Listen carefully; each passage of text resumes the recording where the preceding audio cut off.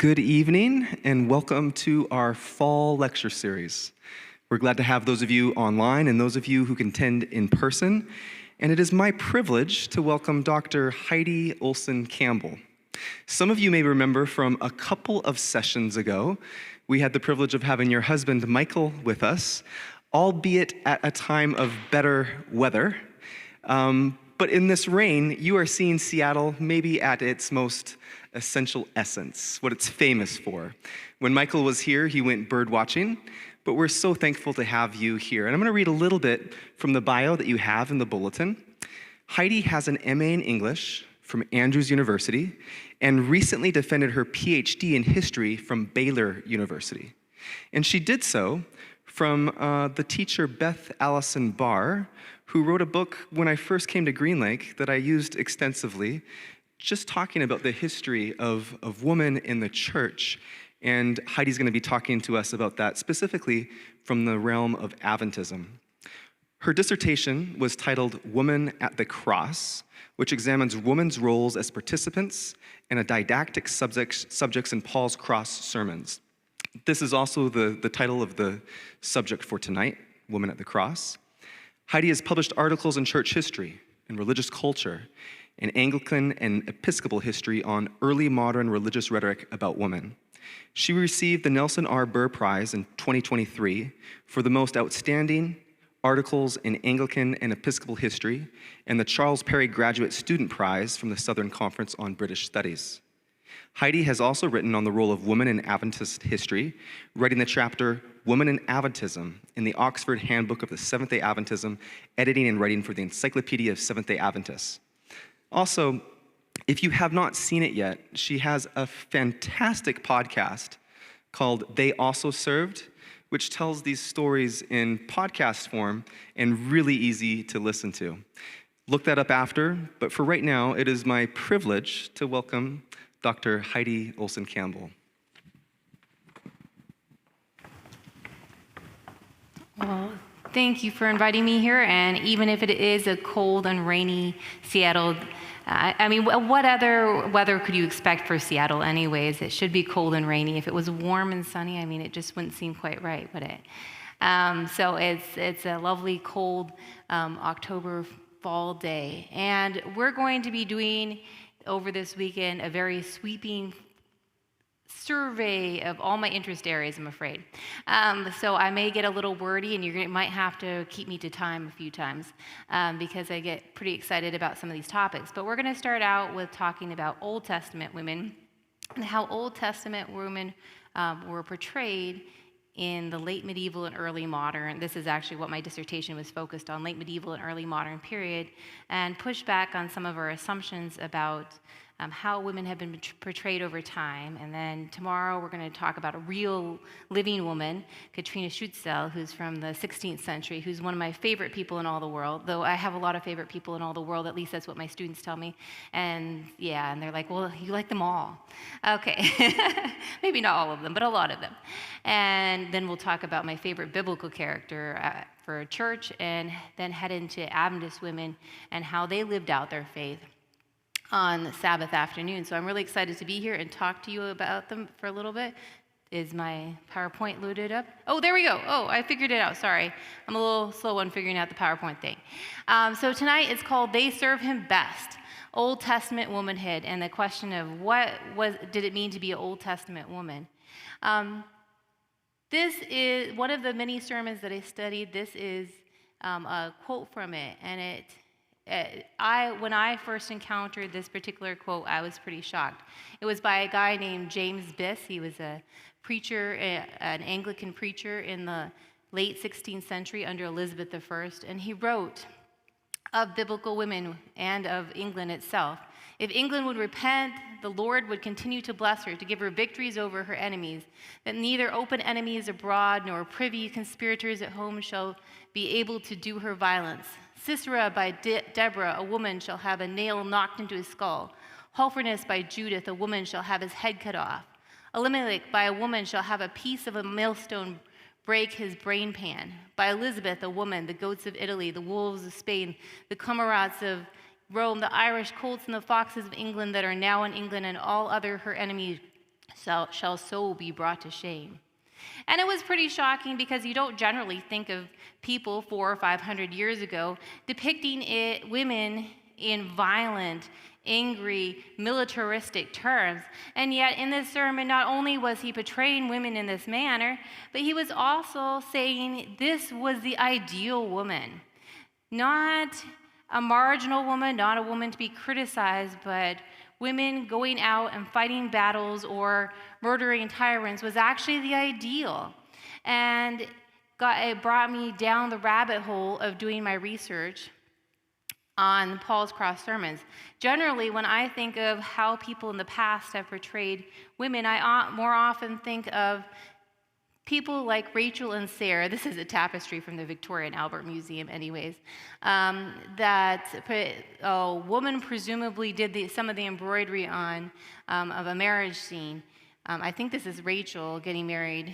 So, and you can see the children. We often think of this as the story that people in the past have told about women, that women's ideal role was to be mother and wife, or Jacob and Rachel. This is actually Jacob and Rachel getting married in the biblical scene. You can see the well in the background. Again, another embroidery scene that's portraying women's primary role as being mother, wife, and mother of the community. And so you think that this is what people in the past have thought about women and how women should behave.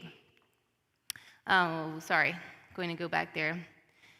But even in these, this did not come through so well. This is a famous Rembrandt picture of Isaac and Rebecca that's also called the Jewish Bride anyways, and is one of the examples of the many paintings of women in that kind of traditional role of wife, mother. But even in the sermons that I studied, even the picture of the more traditional women that acted as wife and mother often had wider roles than we generally subscribe to them. And instead, the picture of Rachel that's portrayed by one of the preachers actually portrays her as a symbol of the church, not just a symbol of motherhood. She had a wider role to serve her community. I just want to, so the sermons that I focused on for my dissertation and the ones that I'm going to be focusing on now are a really interesting set of sermons. We don't often think of sermons being a really big feature of church perhaps in the past, and definitely not a sermon series as the kind that I looked at. So this is St. Paul's Cathedral in London, and I was just talking to Michelle in the car ride, who just had the amazing opportunity of going to St. Paul's Cathedral and actually performing for the Evensong program and stuff. I've gone to the Evensong a number of times, so I can't imagine. I was shocked that I had actually met somebody who got to that opportunity to sing there. But in the center of London, it was one of the primary churches in England, because London was the biggest city in the 16th and 17th century, still is the biggest city in England, and so it was the center of politics, it was the center of commerce in England then as it is now. And so the sermons that I'm going to be mentioning were not sermons that were in tiny little hamlets, not in little tiny parish churches. These were sermons that were taught from the main pulpit, one of the main pulpits in England at the time. And this was not, so here's a picture of me actually standing at where the Paul's Cross sermons were held. They were outdoor sermon series. They wanted as many people as possible to be able to attend these church services and hear these sermons anyways. So they took it outside and eventually built like this big round gazebo that I actually have a picture of too. This is a depiction of like the kind of gazebo structure that they had, and it was a popular sermon series. So people would actually gather in the middle of the spot in London, and they were supposedly, there's crowds reported as many as 6,000 people would show up for one of these sermons. Now, whether it really was 6,000 people has been hotly debated, but it was a lot of people would gather in this courtyard outside just to hear the preacher. And the London mayor would and the Bishop of London, who were in charge of assigning and picking the preacher each week, would try to go and pick the most popular preacher that they could get to persuade to come and preach at this particular pulpit. And sometimes they had difficulty apparently picking a good preacher because we have records of people writing down in their diaries like, the pastor this week was really bad. And he was so bad that the reason we came to listen to the sermon, we would have left the sermon in the middle because obviously it's outside. You can wander in and out whenever you want to, right? It's so bad that the only reason anybody stayed was to make fun of, they would bring penitent people. So they would make people stand up in white sheets if they had done something bad in the community. And if you're really bad in the community, they would make you walk in front of everybody so that anybody the 5,000 or 6,000 people could see that you had been a bad person, and they would announce and let everybody know what you had done that was bad. And you'd have to stand there for the whole sermon holding a candle with a white sheet on so everybody could stare at you and make fun of you. So in case you were thinking corporate church discipline was like a big thing then. So you had to watch out. And they really liked to punish people who had done sexual crimes. So quite a few of the records of people that came up and had to stand there had somehow done some kind of sexual crime. Like there was a guy that had committed bigamy and they would make him stand there.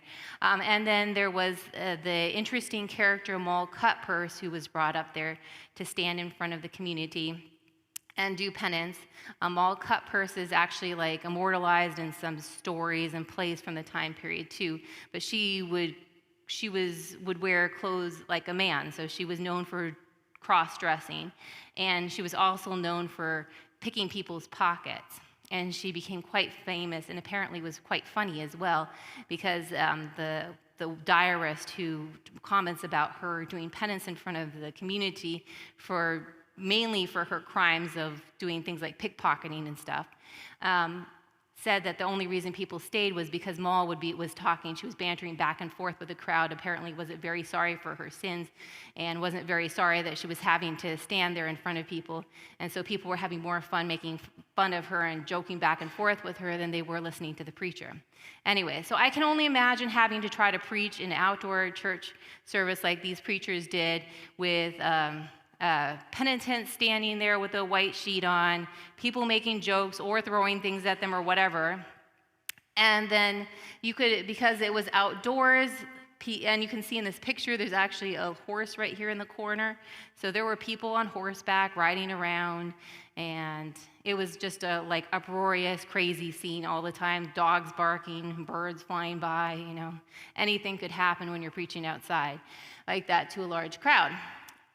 So fun place to look at these sermons, because most of the important people that became bishops and became famous in the Church of England during this time all preached at this particular pulpit.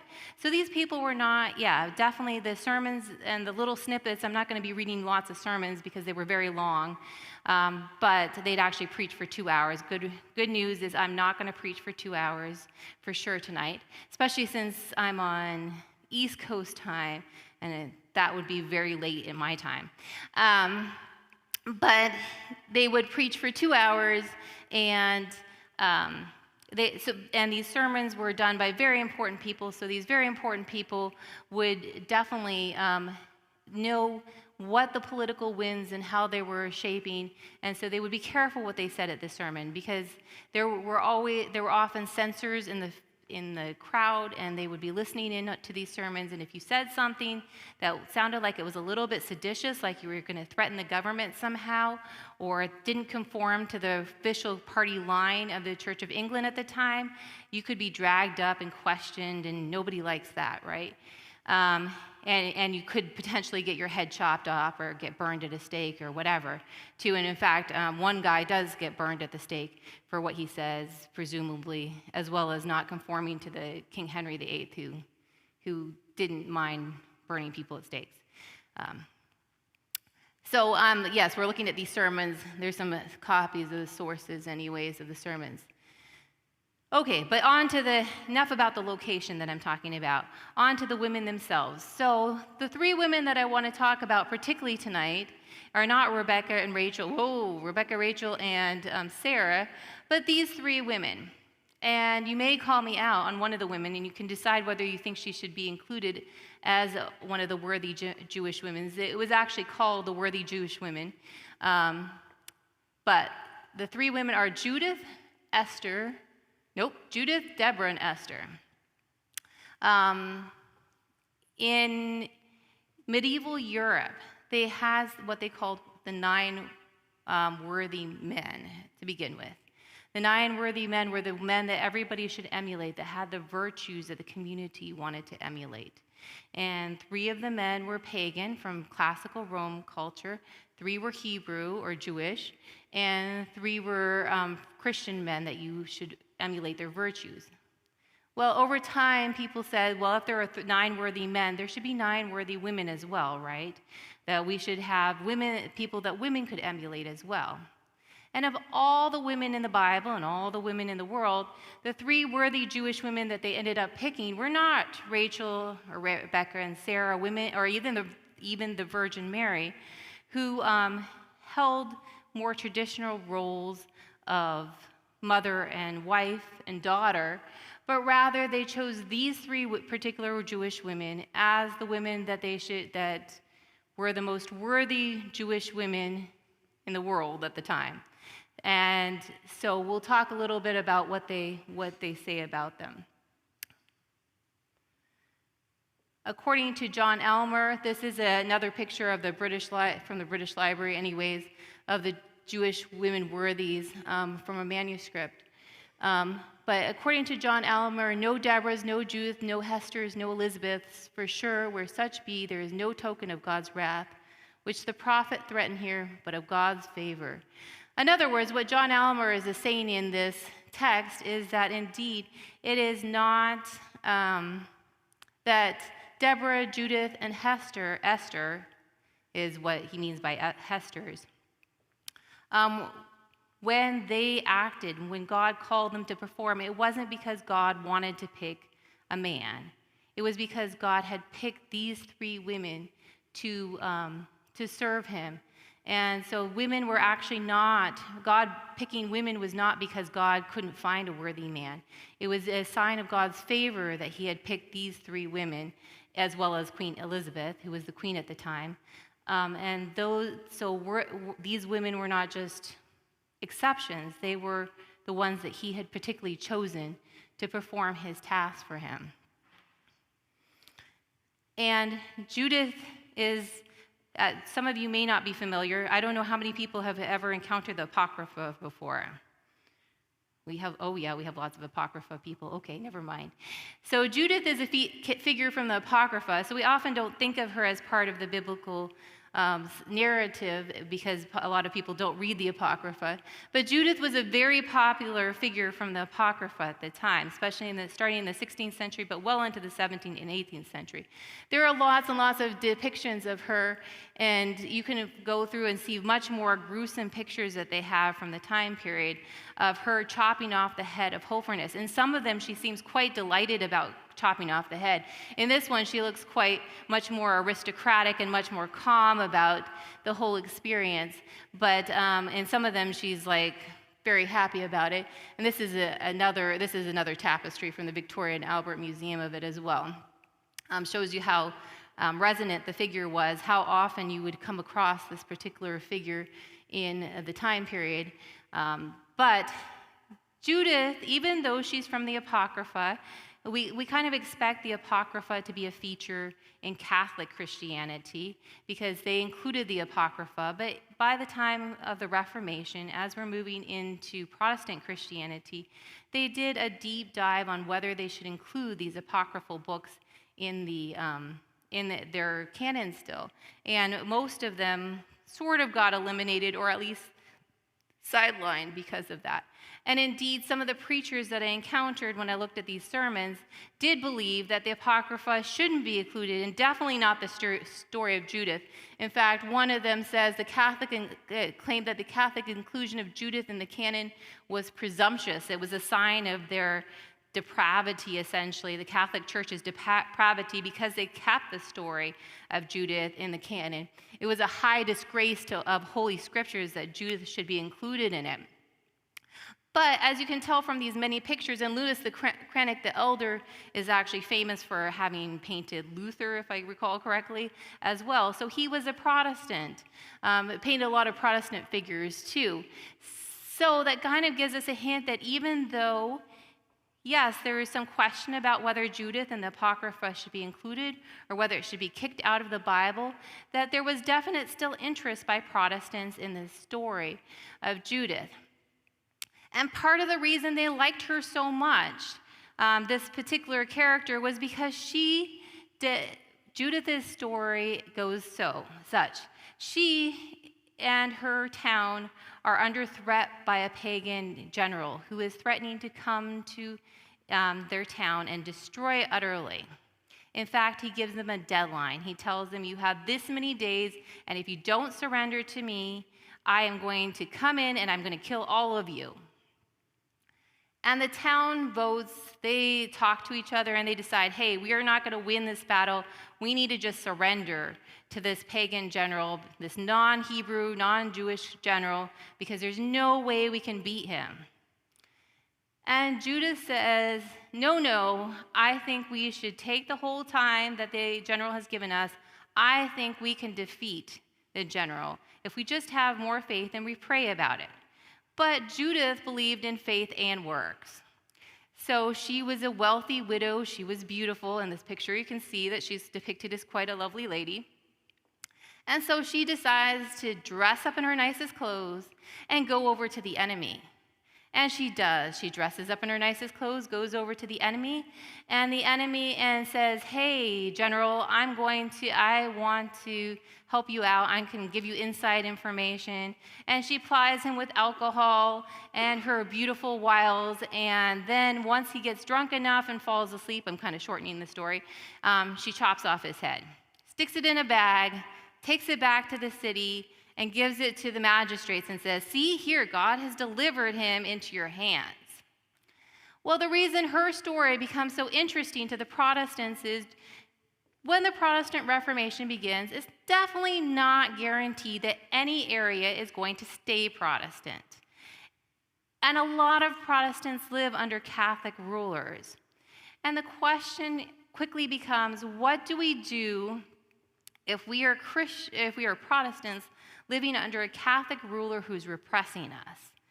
And Judith provided one answer that people did not generally try, because this also meant that you probably would, it was a dangerous idea to be suggesting and bantering about that you as a marginal group would go around and try to take out a ruler. But it did give justification for not obeying your ruler and conforming to his religious ideas. Instead, you could stand out and be different.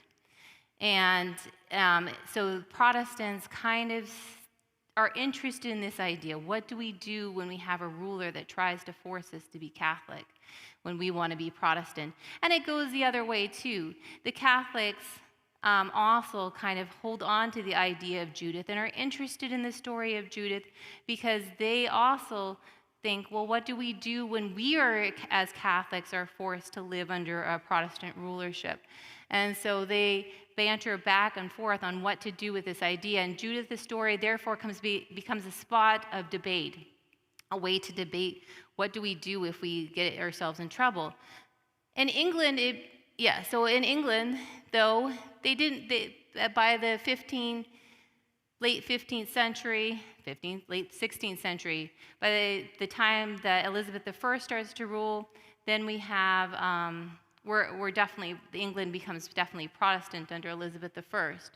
And so the idea of Judith being violent and dangerous and potentially be a way to suggest that you should cut off the head of the queen, perhaps even, makes Judith a debated and a dangerous topic, which you can kind of see, and that's part of the reason that Crashaw doesn't think that Judith should be kept in the canon. But her idea still gets bantered about and debated, and Jackson, 8 years later, is still, despite Crashaw's objection to ever using Judith, is using Judith as a sermon illustration and actually telling magistrates that they should emulate a sober Judith and cut off the head of the drunken Holofernes.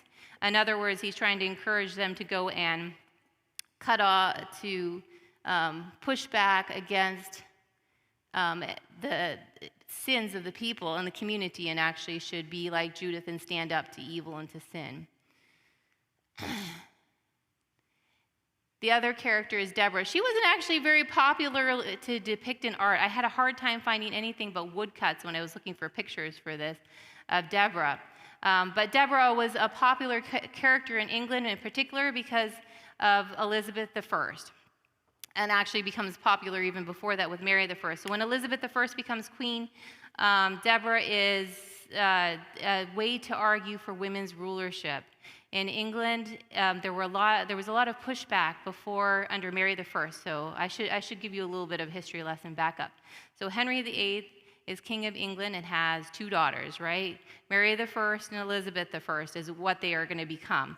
At the time that he is alive, he doesn't hope either of them are going to become queens. He wants to have a son, and so he goes to great lengths to try to get a son, including divorcing his first wife, becoming Protestant, and then thus having Elizabeth I. Unfortunately for him, the son that he has doesn't really pan out. He dies as a child. Edward dies as a child, and so never really becomes a king, ruler, or proper monarch after Henry VIII's death. But under Henry VIII, the Church of England changes from Catholic to Protestant. Then we go to Edward, and it becomes even more Protestant. Under his first daughter, because Henry VIII divorced his wife in part and became Protestant to get rid of his first wife, Mary is very ardently Catholic and persecutes Protestants quite a bit. The Protestants in exile, in what's called the Marian exile, go out and are anxious to find reasons to get rid of Mary I. And so they are very anti-women's rulership. But then Mary dies, and Elizabeth becomes the new monarch of England, but she is Protestant, and suddenly we have a change of heart, because we have just gone to the trouble of arguing why women shouldn't have rulership under a Catholic monarch, but now we have a woman that's a Protestant that's a monarch. And so now suddenly we have to change. We have to do a 180. We have to change our ideas completely around. And we have to be supportive of women in leadership. And so then suddenly Deborah becomes the figure that they can point to. Elizabeth I is the second Deborah, and Deborah shows that women should be in rulership. And not only do they depict Deborah as a ruler under the fig tree, but the palm trees, they actually start emphasizing her as picking up her arms and God giving her strength and steel to fight. And so Deborah becomes not just a wise judge of Israel, but also a woman who can fight for her community, fight for her kingdom, and protect her kingdom. And so we end up getting these pictures here of women with strength and steel, women who can fight and rule and have the right to rule. Jael and Sisera, though, I was going to point out, is also kind of added into the story. Often Deborah is given many of the attributes in these sermons that I looked at of Jael, of actually nailing the nail into the head of Sisera and getting rid of him, and her name just kind of drops out. And we can see in art that there were a lot of pictures of Jael and Sisera. I think part of the reason that artists didn't like to depict Deborah as much as they like to depict Jael is that there wasn't as much action going on in Deborah's story as there is in Jael. But there are lots and lots of pictures throughout early modern and late medieval art and writing about women doing violent acts that are praised basically for standing up and doing what God has asked them to do. And then finally we get to Esther, the third worthy woman. Luther may have not liked the book of Esther, just like Crashaw didn't like the book of Judith. Luther supposedly said about Esther, along with the second book of Maccabees, had they not come to us at all, that he had hoped that they shouldn't have come to us at all, for they had too many heathen and naturalities in it. But this was in his table talks, not in his actual writing, so it's hard to tell whether he actually said this. But Esther was also kind of a debated book. But again, the story of Esther was used to support women in rulership, to support women speaking out and supporting their church. And I have lots of pictures of Esther too. People like to have pictures depict Esther.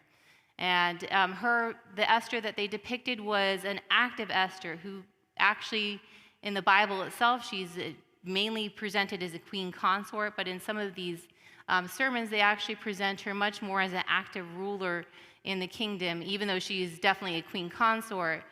James Brooks talked about her. Esther had converted the wailing of the Jews into rejoicing.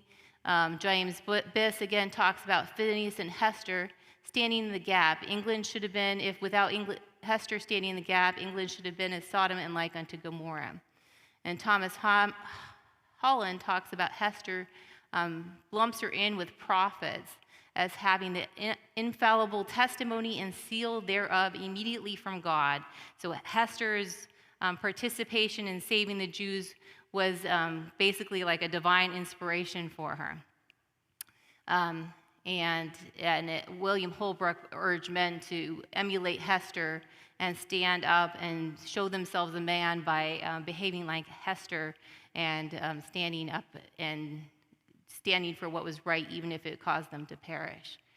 So even though we often think of these pictures of mothers and of women as mothers and wives being the ideal in the Bible, in reality, there's a much more complicated picture of women that are depicted both in late medieval and early modern sermons based on the Bible, but also in the Bible itself.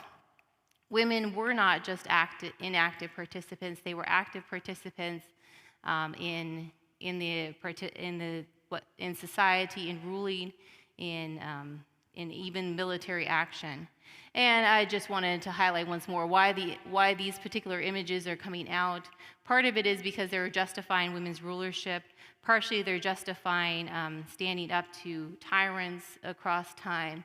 And the religious studies, the religious situation, struggles, and economics were very much informing how people interpreted these stories of women.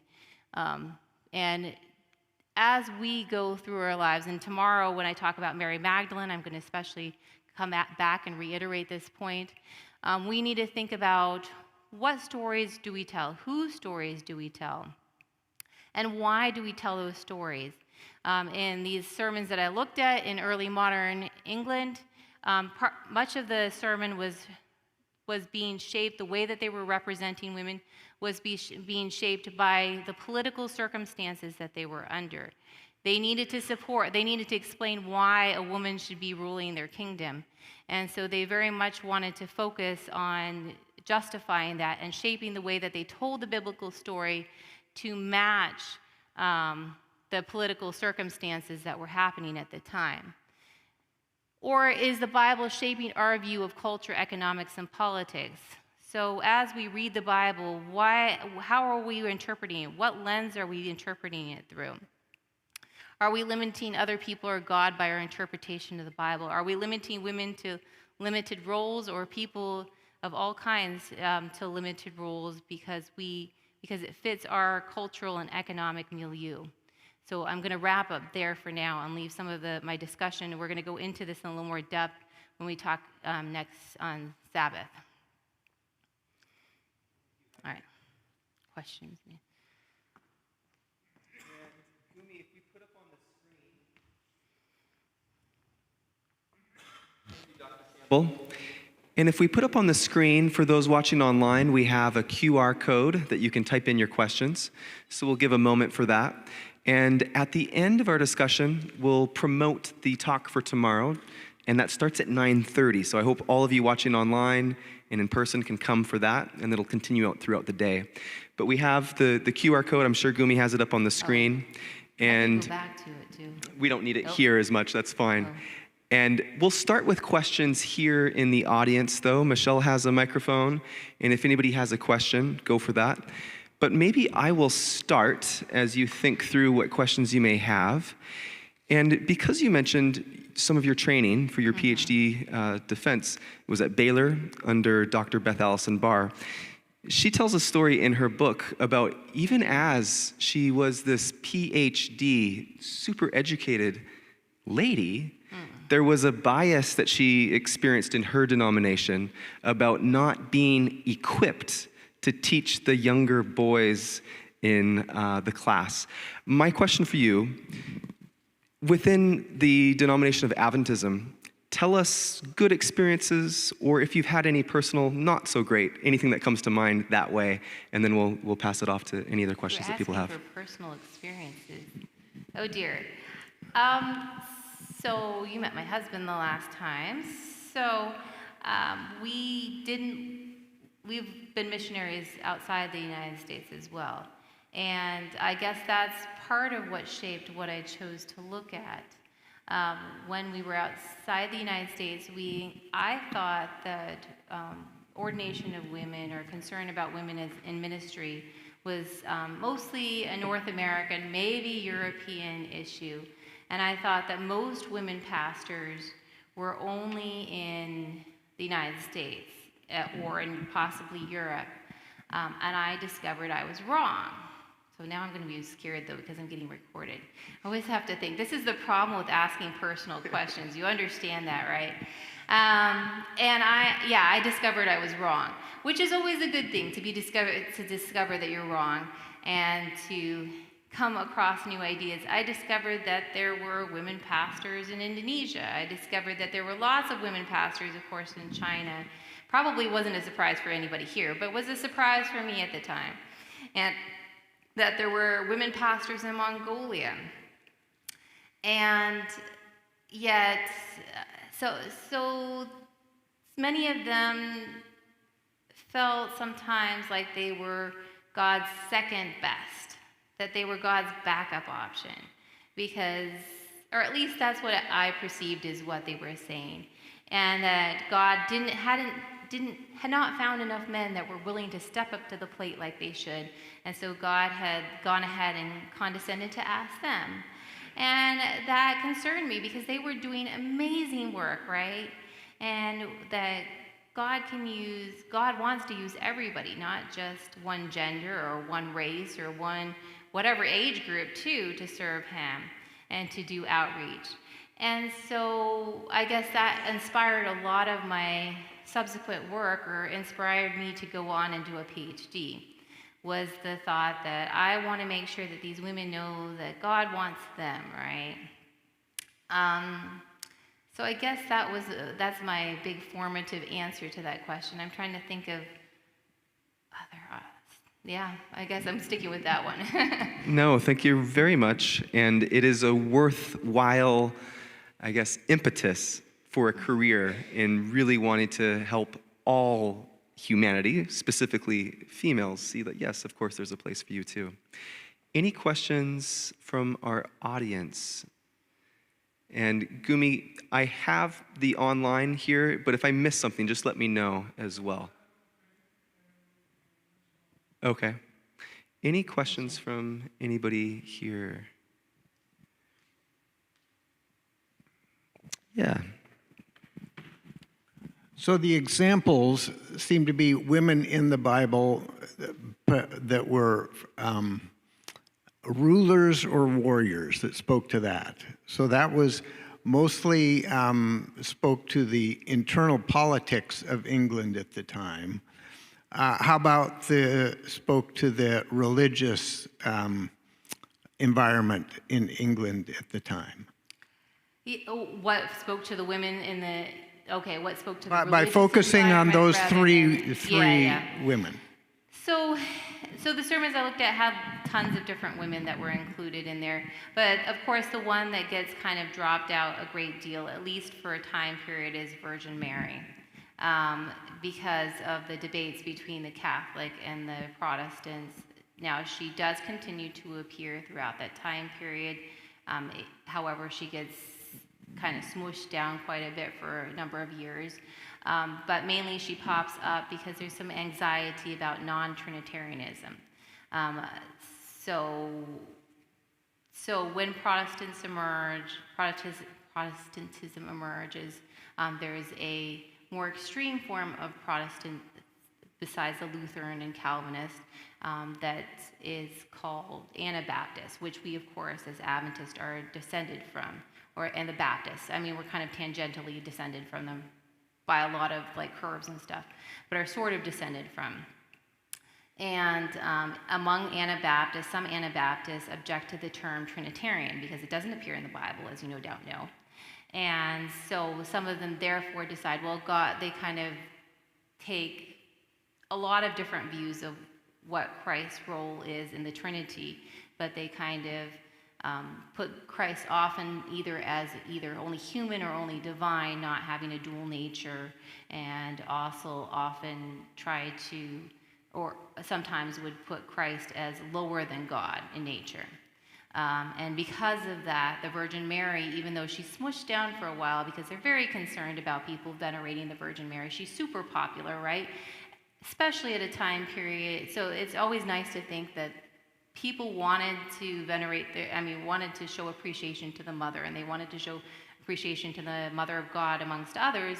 And so the Virgin Mary was super popular right before the Reformation and even into the Reformation. The places that everybody wanted to go on to pilgrimage often were like spots associated with the Virgin Mary. And so they tried to, a lot of people want to distance themselves from veneration of the Virgin Mary, and so that she kind of disappears to a degree, but then she pops back up over time. She's somebody that they can't get rid of, partially because of the issue of non-Trinitarianism, those that don't believe in the Trinity, and partially because we want to encourage church members, right, to respect their mothers and to be good children and show respect for their parents. And Christ here had this wonderful mother that we can use as an example of why we should show respect to our mothers, right?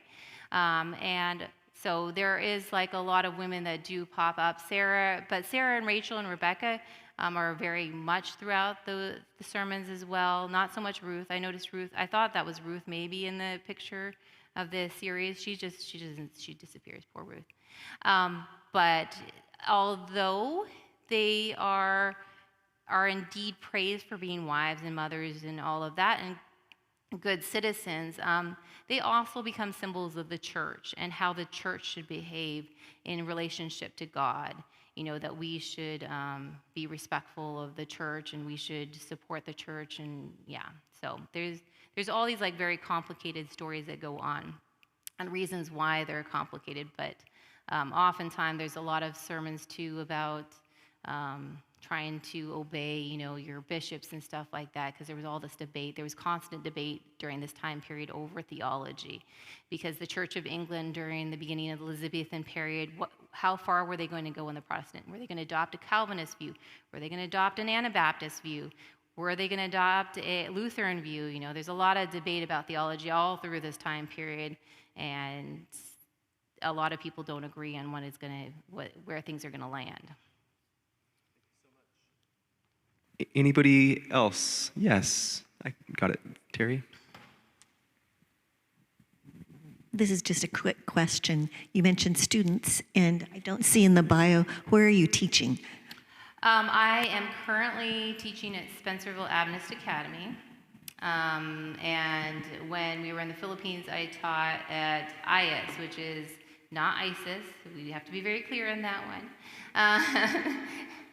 But it's the graduate school in the Philippines. It's basically the equivalent of the seminary that's here at Andrews University. And I was in charge of the English Center there. So I had a lot of students from all over the world, which was great fun. One of my favorite students, well, I mean, they're all my favorite, okay. But one of the most fascinating students, perhaps I should say, was I had a Cuban student who unfortunately has passed away since then, who was a woman preacher in Cuba and had come to learn English and to work on a seminary degree. And before that, she'd been a professor of Marxism, I believe it was, at a university in Cuba. So she was very fascinating as a student. Yeah. I have another question, and it's along a similar vein. Terry sort of inspired it. In your teaching collaboration as you have helped expose people to this information. Has there been anybody that has shifted from a hard stance, anti-women's ordination, and then the light turns on, and they're like, yes, this is incredible? And if so, what are some of the things that moved the needle specifically? I wish I could say, it's very hard I wish I could say that I had persuaded somebody. I think it's not so much pushing somebody from one extreme to the other, as pushing somebody to think a little more outside the box is all that you can hope for, right? And to widen somebody's eyes to a different perspective. And so, yeah, I don't know that I've actually persuaded anybody other than just trying to open their eyes a little bit to a different perspective in a hopefully non-confrontational way, because I like to argue, but it's better not to argue, I know, because then you don't actually get to persuade anybody of anything. And I think I mentioned to you, I actually had this very interesting experience a few years ago when somebody tried to convert me to Jehovah's Witness on the plane. That was the most awkward 3-hour flight I've ever been on. It started out really nice. They're like, oh, I believe in Jesus. Do you believe in Jesus? And I'm like, yeah, I do. I thought this was so cool. I had just heard a sermon the Sabbath before, about the importance of sharing your beliefs. And so I was very excited about this until it became a debate about the nature of Christ for 3 hours. And then it wasn't so much fun. Yeah, it's not so good to argue. Anyways, that experience always reminds me that it's good not to try to argue with people, just to try to share your experience and hope to, broaden their stance. I really appreciate one of the ending slides that you have is the contemplation of how much of culture has impacted our understanding of the way we interpret these biblical texts. And if we do that thoughtfully, deeply, it does, I think, expand the possibilities and the horizons of the way we interact with a complicated world. So I appreciate that perspective on that. Anybody else? Question for Dr. Campbell? You mentioned that the Virgin Mary sort of fell out of favor for a period of time and then sort of had a resurgence. Mm-hmm. And it's my understanding that in the Anglican tradition today, the Virgin Mary is held in high regard, maybe not to the same level as in Catholicism, but certainly much more than we do in the Adventist tradition. I'm wondering, through all your studies, do you think the popularity, the staying power, that is, of the Virgin Mary is the fact that we don't have a feminine deity?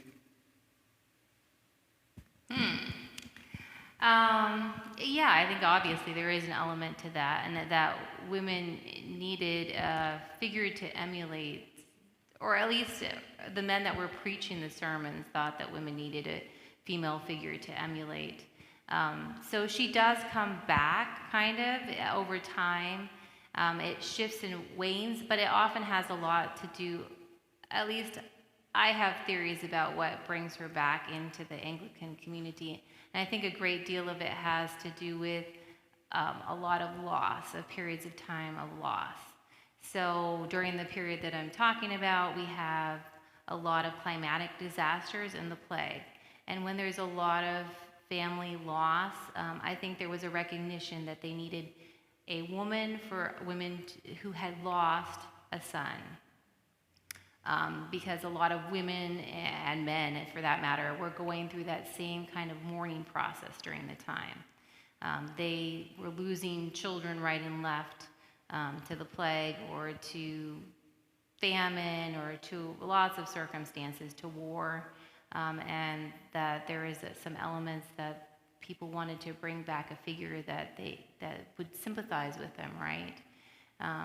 The Virgin Mary, the most popular, or one of the most popular, we often emphasize, well, in scholarship, the Queen of Heaven image of Mary, the Virgin Mary. And although that was very popular, the one that I see far more commonly is her mourning the loss of her son, crying at the cross or holding Jesus as he's dead.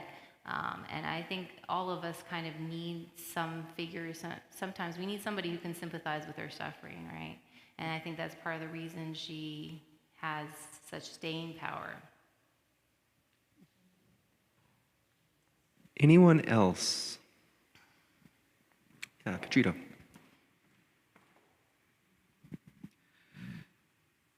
Did Judith and Deborah in particular, did they start to, do you see them starting to fall out of being sort of shown and represented after the 16th century, and what created that? Was it the political situation or something? So Judith is the one that falls out, really. Deborah doesn't. And I should have explained more, but Judith falls out for a very specific reason, because there are Catholic assassinations of Protestant rulers. Specifically, William I, or William the Silent of the Prince of Orange, gets murdered by a Catholic assassin. And some of these Catholic assassins are pointing to Judith as the reason why they were doing the assassinations. And then there's a very interesting quote by Mary Queen of Scots, who's in prison under Elizabeth I, and she has Mary Queen of Scots there in prison, and I don't remember if it was written or spoken and recorded, anyways, says, "I don't want to be another Judith," essentially. "I have no intention to be a Judith. I'm not here to try to kill you." And it's interesting that she connects herself to Judith and tries to distance herself from Judith to prove that she is not a threat to the kingdom. So Judith falls out because of this association with Catholic assassins. But it is interesting that for a while Protestants seem to promote her, partially because of that there's like something in the back of their mind, like, well, maybe we need this like philosophy of why we can resist. We can point to Judith as a reason why we can resist against a tyrant. Deborah does not fall out. I mean, she falls sort of down, and then when they decide that they're angry at the king, then they bring Deborah right back. She pops right back into popularity. Because she gets very closely associated with Elizabeth I. There is this weird sermon by John Donne. So hopefully in English Lit at some point you studied a poem by John Donne, probably the most famous one, "Death Be Not Proud." John Donne was a poet, and he did some really like sensual poetry, and then he later on, or maybe not later on, but anyways, and then wrote some very high religious poetry, but he was also a preacher, and he was the dean of St. Paul's Cathedral, so he preached a bunch at Paul's Cross. And James I was not very happy. Okay, sorry, I'm going way into the weeds. I don't know, you can stop me at any point.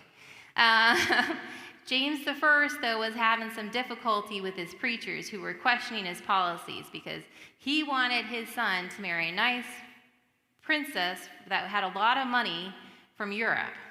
And France and Spain were the two kingdoms that had nice princesses that were the right age to marry his son, and that would have nice dowries and would have all those political connections you want. And so he was looking over there at some of the very Catholic princesses to marry his son, who would then be King of England after his death, and so he would have a Catholic, presumably, queen. Preachers weren't too keen on this, especially the preachers that thought that the Church of England needed greater reform. And so James has John Donne write a sermon in which he supports the king who has issued an edict saying, preachers, there are topics you cannot preach on, not even a little bit. And one of the things you can't preach on is you can't preach on who I'm trying to marry my son off to. And in that sermon, the whole sermon is Deborah, 1622, I want to say 1627, something like that, 1620s. Anyways, the whole sermon is about Deborah and about Deborah's battle. So there's a lot of, like, Deborah doesn't quite wane. She keeps going. And part of that is, too, that people can reframe her story and kind of not tell her story with so much violence in it. And so that she's instead just encouraging men to do the right thing. She told Barak to do the right thing and go after the tyrants. You know, she didn't actually do the killing herself. And so her story can be kind of reframed. She just chopped off the guy's head, you know. There's not so much reframing you can do in that one. Thank you. else as our time is getting close to 8 o'clock. Heidi came all the way from Maryland today, and we look forward to having more time tomorrow. But we could have one more question if somebody has. Okay, well, maybe we'll end it with advertisement for tomorrow. And tell us a little bit. It's going to be at 9:30. Hope to have everybody here and those online. We are going to start at 9:30. And you can tell us a little bit about what we're going to be talking about tomorrow. So tomorrow morning we're going to talk during Sabbath school a little bit about Katrina Schuetzel, who was an early reformer. So don't everybody go look her up tonight because y'all talk about her tomorrow. But she's a really cool person, was a writer, and was one of the first Protestant pastors' wives. So she's a very cool, interesting person who did a lot of counterintuitive things. And then Women at the Cross is going to be about Mary Magdalene, actually, who's my favorite person. So shh, don't tell the rest of the characters in the Bible. And then in the afternoon, we'll talk about Adventist women. And again, we're going to go back to real women. Not real. Not that Mary Magdalene isn't real, but about women that are more contemporary, more recent. So we'll have a quick view through history, focused a little bit in the 16th and 17th century in the morning, and in the afternoon we'll go to 20th and 21st century women. So one of them who's still alive. So. Okay. Well, let's give a hand to Dr. Heidi Campbell. And I will say a prayer here in just a minute to wrap up our first of these presentations. But also remember, tomorrow is potluck, so bring some food, bring some friends, and we'll have a time for a longer Q&A after the final session Saturday afternoon. In the morning tomorrow, it'll be fairly fast, and then we'll have our church service. But after the potluck, we'll have a longer extended time for some more questions with Heidi. But let's pray together now. Dear God in heaven, as we reflect on the history and how we interpret it, we pray for wisdom, for guidance, to lift up the best views and values that we can glean from all of it. I pray that you bless Dr. Campbell and her family, be with all of us, and may we rest in your Sabbath blessings now. We pray this in your name. Amen.